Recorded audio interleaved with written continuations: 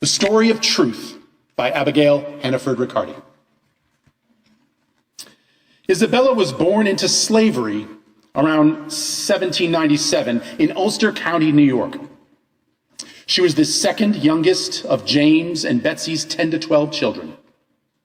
Like the rest of her family, Isabella, known as Belle, was the property of one Colonel Ardenberg.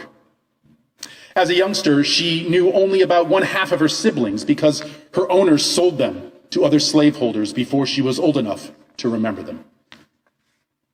Early in Belle's life, Colonel Ardenberg died and left his property, including Belle, to his son Charles. Her family lived in a dark, damp cellar. Belle's bed was a wooden board on the wet floor. When Belle was 9 years old, Charles died, and she and her little brother Peter were put up for auction. Her brother was quickly bought by one man, and Belle was purchased with a flock of sheep for $100 by another man. The new slave owners spoke English. They treated Belle brutally, beating her daily because she could not understand the orders given in a language she did not speak. Once her owner whipped her with a bundle of metal rods heated in a fire, leaving her back and arms scarred for life. When she was 11 or 12, a fisherman and tavern owner bought Belle for $105. A year later, she was sold again, this time for $200 to a man named John Dumont. Belle was strong and almost 6 feet tall. Dumont bragged that Belle could do the family's washing in the night and be ready in the morning to work the fields. As a teenager, Belle fell in love with Bob, a young slave owned by a neighbor. However, when Bob's master found out, he beat Bob so badly that he never recovered and died within a few years. Dumont forced Belle to marry an older man named Thomas, one of his own slaves.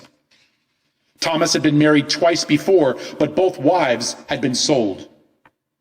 Belle gave birth to a total of 5 children. Her first child died. Belle was never able to properly feed her children because she was forced to nurse Dumont's white babies. New York had passed a law which freed all adult slaves by 1828 and freed all enslaved children when girls reached their 25th and boys their 28th birthday.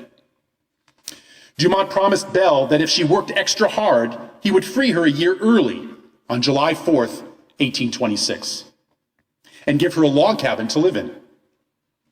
Belle put in the extra work even after her right hand was cut by a scythe, and the wound would not heal, leaving her hand permanently disabled. Belle continued to work the farm and do the housework. July came and went, but Dumont refused to free her, stating her hand injury had made her less productive.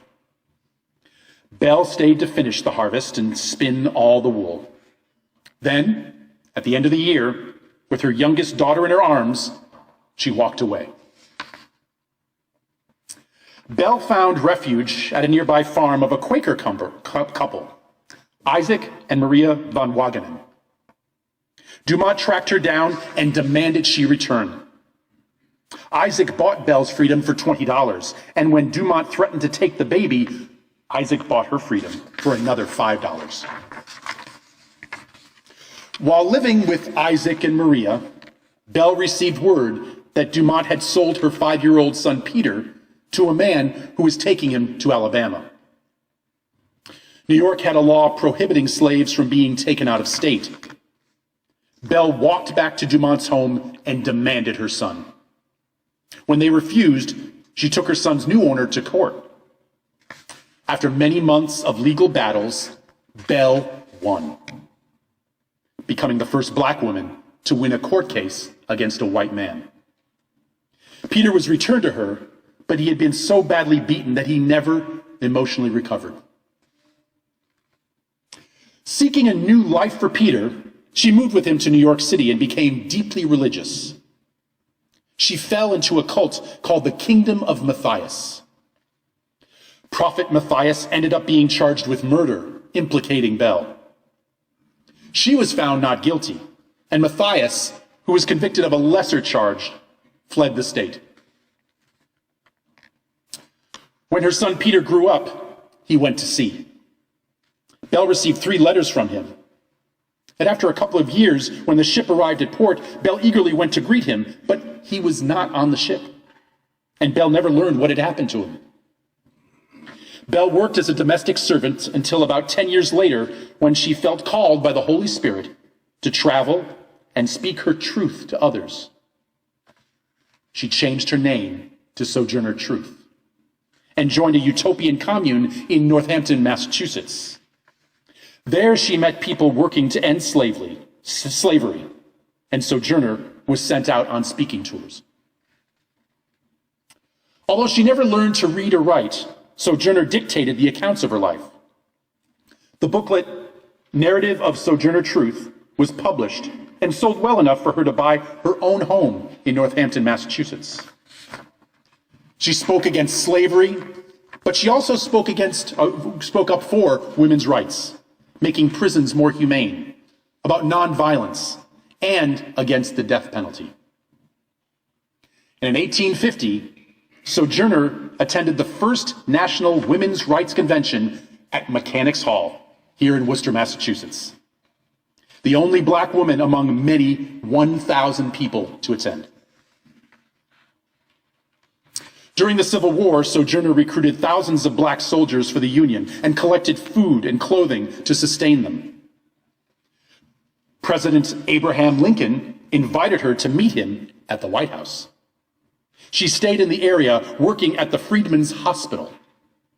After the war, she was hired as a counselor with the National Freedmen's Relief Association. In Washington, public transportation was desegregated. However, many white streetcar conductors often ignored the law and refused to let black passengers board. Sojourner made a habit of jumping on stopped streetcars whenever she had the opportunity. One conductor was so rough trying to remove her that he dislocated her arm. Sojourner filed a lawsuit, which cost the conductor his job and forced the streetcar company to follow the law. In 1867, at about 70 years of age, Sojourner sold her home and moved to Battle Creek, Michigan, near where her 3 daughters lived. And for the next 16 years, she continued to travel extensively throughout the country, promoting equality for blacks' rights, women's rights, universal human rights, and prison reform.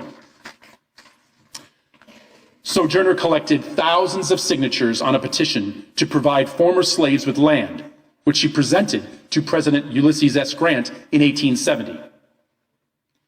Congress never seriously considered the proposal. On November 26, 1883, when she was about 86 years old, Sojourner Truth died. More than 100 years later, she became the first black woman to be honored with a bust in the U.S. Capitol.